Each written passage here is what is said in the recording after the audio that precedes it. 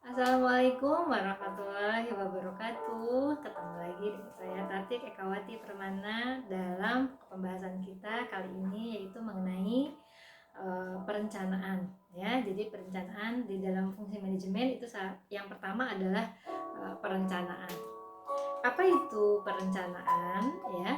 Perencanaan adalah suatu cara ya yang rasional untuk mempersiapkan segala sesuatunya yang harus dilakukan. Untuk apa? Untuk mencapai tujuan dari organisasi ya. Nah, di dalam perencanaan ini ada tahapan-tahapan yang harus kita persiapkan ya. Nah, pertama adalah menetapkan target atau tujuan. Jadi ketika kita membuat suatu perencanaan, tentukan dulu targetnya apa ya. Kemudian tujuannya itu apa ya. Nah, di sini penting sekali. Kenapa? Karena dengan kita menentukan tujuan kita apa, target kita apa, nah di sini kita langsung akan merinci apa-apa saja yang perlu kita persiapkan gitu. Nah, kemudian sebelum perencanaan ini dibuat, kita harus mengetahui dulu dengan pasti bagaimana keadaan organisasi atau perusahaan kita pada saat ini ya. Nah, ini penting sekali juga untuk menentukan nanti bagaimana perencanaan ini akan dibuat dan kemana arahnya. Tentunya ini berdasarkan situasi dan kondisi yang terjadi pada saat sekarang. Nah, kemudian yang selanjutnya adalah mengidentifikasi ya apa peluangnya ya, dan apa hambatannya ketika perencanaan ini kita buat ya. Tentunya kita bisa meramalkan ya apa-apa saja yang mungkin nanti akan bisa dijadikan peluang-peluang ya, dan apa saja nanti yang akan menjadi penghambat daripada perencanaan yang akan kita buat ini ya. Nah, inilah yang akan tadi dilihat dari bagaimana situasi dan kondisi sekarang, sehingga kita bisa meramalkan apa peluangnya dan apa nanti kemungkinan hambatan yang akan kita temui di dalam perjalanannya ya. Nah, kemudian juga membuat rencana ini untuk mencapai tujuan ya. Jadi tujuan ini akan lebih mudah dicapai kalau segala sesuatunya ini dipersiapkan, direncanakan dengan baik ya. Jadi perencanaan ini adalah mendesain ya atau merancang bagaimana langkah-langkah yang harus dilakukan untuk mencapai suatu tujuan organisasi atau perusahaan ya. Nah, di sini apa saja nih hubungan perencanaan dengan fungsi-fungsi lainnya ya. Nah, di sini hubungan perencanaan dengan pengorganisasian, misalnya menyusun SDM ya. Nah, SDM apa sih yang harus kita lakukan nih di dalam perencanaan SDM? Tentunya di sini kita akan merencanakan berapa jumlahnya ya. Kemudian satu jabatan ini akan diduduki oleh berapa orang ya. Bagaimana struktur organisasinya ke bawah ya. Bagaimana jalur komandonya ya, ini vertikal horizontalnya seperti apa. Nah, biasanya ini dilakukan perencanaan. Kemudian adalah bagaimana hubungan perencanaan ini dengan pengarahan ya. Jadi perencanaan kini kita buat juga untuk bagaimana mengarahkan bagaimana operasionalisasi dari perusahaan ini berjalan ya. Jadi bagaimana kita mengarahkannya, siapa yang akan diarahkannya. Nah, inilah yang harus menjadi suatu perencanaan ya, atau harus direncanakan dengan sangat matang supaya nanti di dalam operasionalisasinya ini tidak terjadi tumpang tindih ya, atau memang setiap yang dilakukan itu mempunyai pengawasan yang jelas, pengarahan yang jelas begitu. Nah, kemudian hubungan perencanaannya dengan pengawasan seperti apa? Ya tadi, kalau memang sudah direncanakan bagaimana pengarahannya tadi, jelas di sini untuk kita mengetahui juga bagaimana nanti pengawasan terhadap kinerja-kinerja yang dilakukan oleh anggota-anggota organisasi itu. Nah, jadi di sini di dalam perencanaan ini bagaimana kita menyimpan ya SDM ini, merancang SDM ini, kemudian bagaimana kita merancang jalur komandonya, pengarahannya, dan kemudian kita juga merancang bagaimana merencanakan pengawasan yang akan dilakukan, ya. Oke. Nah, di dalam perencanaan ada banyak asas-asas yang bisa kita gunakan, ya. Yang pertama adalah bagaimana si perencanaan ini memberikan kontribusi, ya, atau memberikan masukan, ya, kepada perubahan yang harus ditujukan untuk pencapaian tujuan, ya. Itu yang pertama. Yang kedua adalah bagaimana si perencanaan ini memberikan suatu efisiensi, ya, terhadap kinerja organisasi.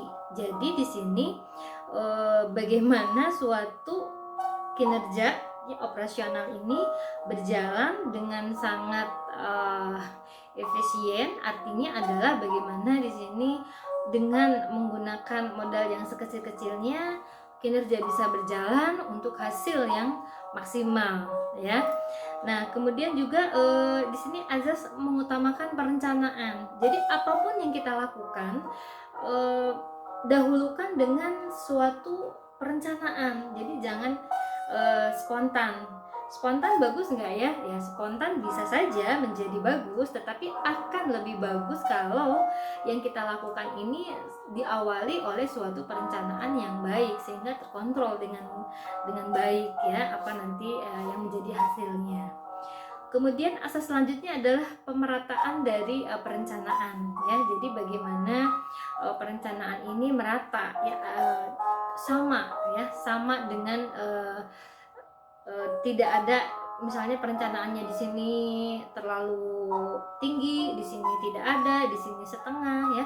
Tetapi perencanaan ini adalah sebaiknya menyeluruh, ya.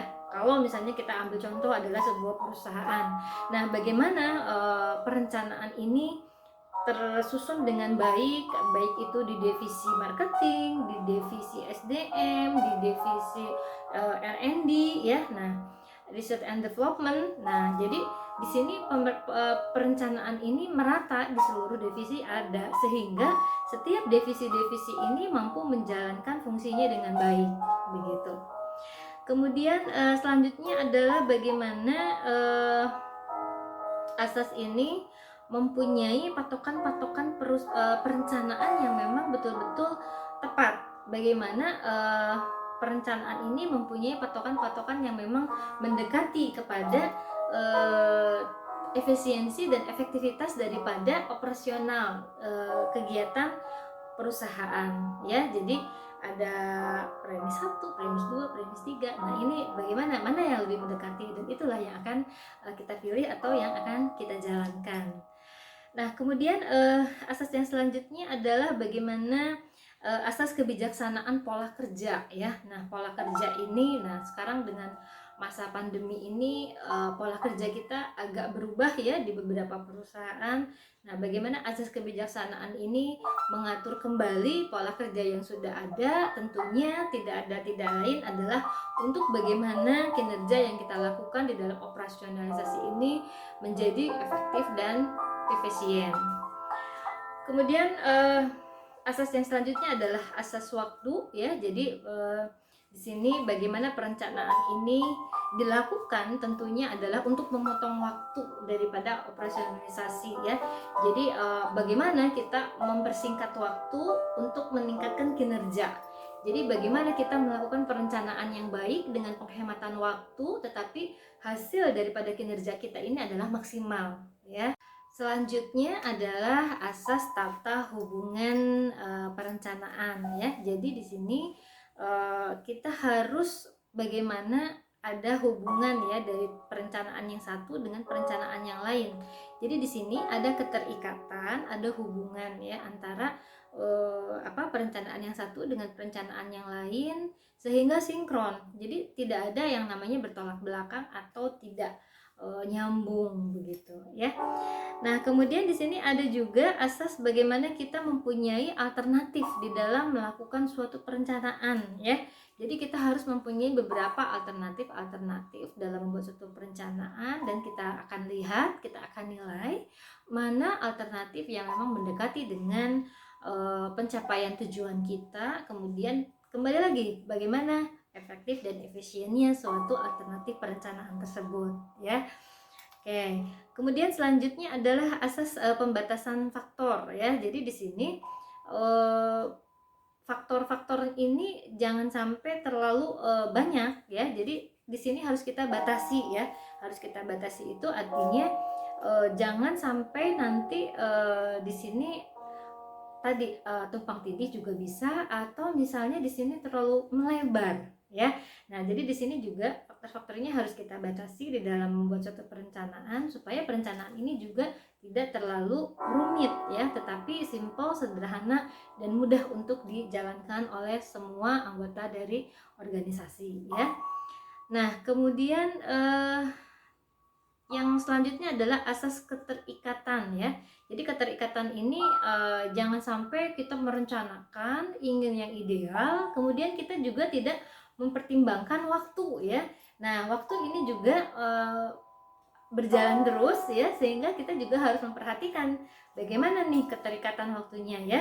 Jadi kalau tadi efisien, kemudian efektif. Nah, di sini adalah bagaimana waktu ini tidak terlalu panjang, dan sebetulnya tujuan daripada perencanaan awal itu adalah bagaimana kita menggunakan modal sedikit, waktu yang singkat, tetapi hasilnya banyak atau maksimal. Kan itu tujuan daripada perencanaan. Jadi di sini waktu juga menjadi pertimbangan yang utama, ya, dalam kita membuat sebuah perencanaan.